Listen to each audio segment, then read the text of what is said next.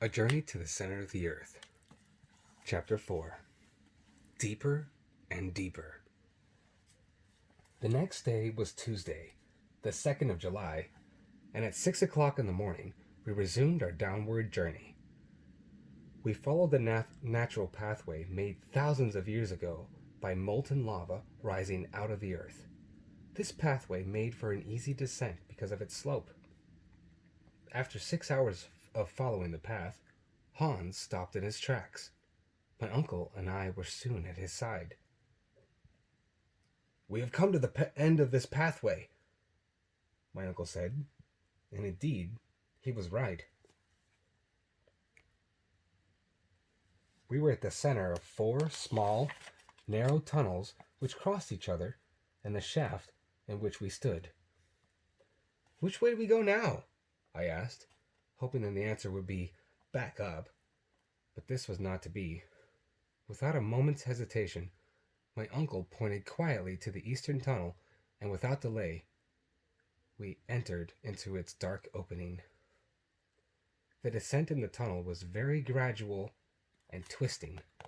Sometimes we walked through a series of arches, such as might be found in a church, arches which seemed to soar high into the cave, lost to sight.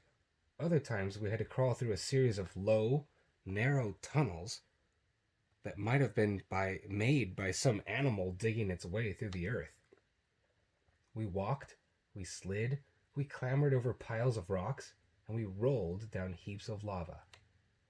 At 6 o'clock in the evening, after a tough day of climbing, we had gone about 6 miles southward, but less than a mile down. We ate in silence, rolled ourselves in our sleeping rugs, and fell quickly asleep soon afterwards.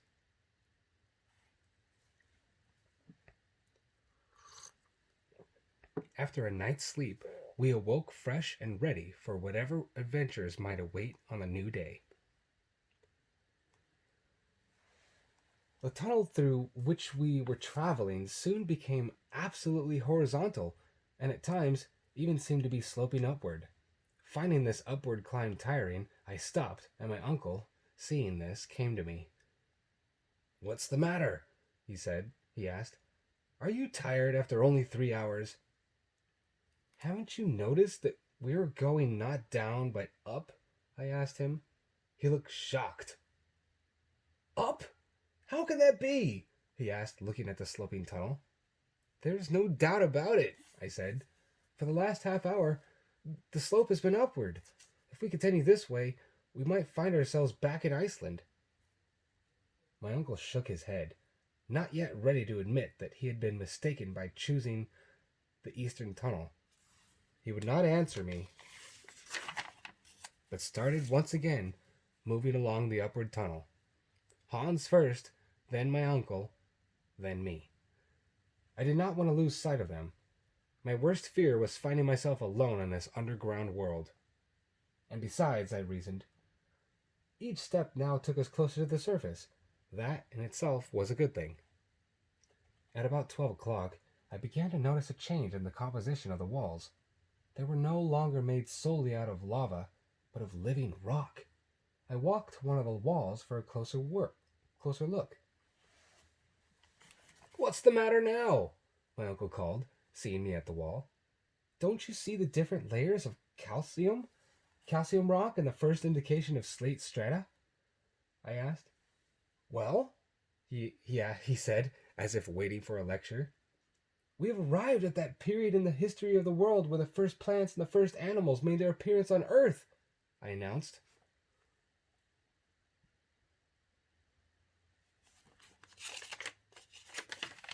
The professor never spoke a word. He took a look at the wall, then continued on ahead, leaving me disheartened.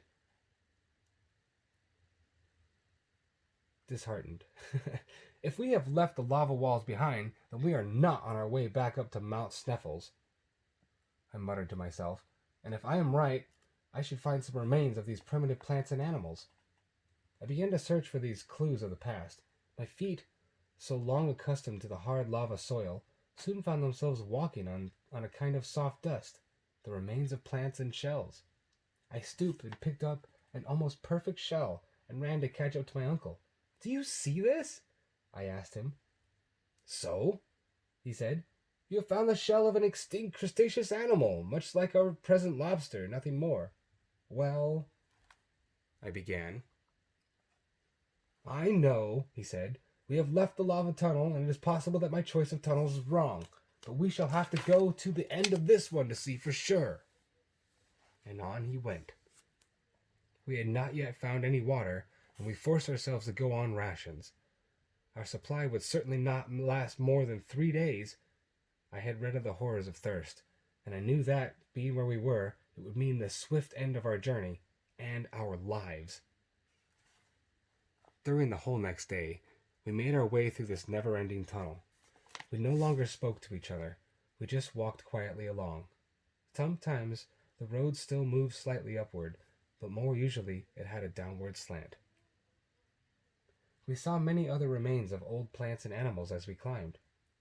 The strata never changed, and I began to hope that either one or of two things would happen. One, that we'd reach a deep well and be able to go straight downward, or two, that we'd hit a blank rock wall and have to go back the way we came.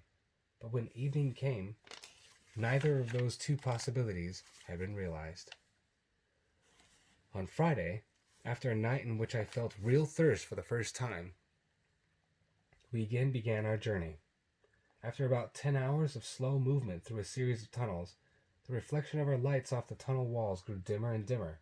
At first I thought that our lamps were going out, but when I placed my hand against the wall, my fingers came away pitch black. "A coal mine!" I loudly exclaimed. "A coal mine without miners," my uncle answered back quickly. We stopped at that point for suppers, but I was so thirsty that I could hardly eat. I sat and waited for the few drops of water that were my evening's ration. The others fell asleep, but I could not. I lay in my sleeping rug, counting the hours until morning. At 6 o'clock, we resumed our journey through the coal mine, and 20 minutes later we came upon a huge tunnel. It was about 100 feet wide by 150 feet high, a natural cavern cast apart by some underground disturbance thousands of years before. As I gazed at the wondrous cavern made out of vast layers of coal, an uneasiness fell over me. What was bothering me? Then suddenly I knew. My nose had detected an odor of gas. The cavern was filled with a dangerous gas, which coal miners call fire damp. One spark could set off an explosion that would kill us all instantly. Luckily, we lit our way with battery lanterns and not flaming torches, or we would all now be dead. We left the cavern and continued on our way along the dark tunnel. It was so dark that we could not see more than a few feet ahead. My uncle was impatient for the road to cease its horizontal direction and start heading downward. I felt that the tunnel would go on this way for months. Suddenly, at 6 o'clock, we came face to face with a blank wall. To the left, to the right, above, and below, there was no place to go. We were at a dead end. We stood and stared at the wall, wondering what to do next. Finally, my uncle spoke. "Well, so much the better," he said. "At least we know we are not on the road taken by Arn Saknussemm. All we have to do is go back. Let us rest tonight, and within 3 days we shall be back at the point where the 4 tunnels began." "If our strength lasts that long," I said with some bitterness, "tomorrow there will not be a drop of water left. It is almost gone." "And your courage with it?" my uncle asked in a severe tone. What could I say? I turned around and fell asleep, dreaming of water. I would have gladly traded a diamond mine for one glass of cool spring water. Oh.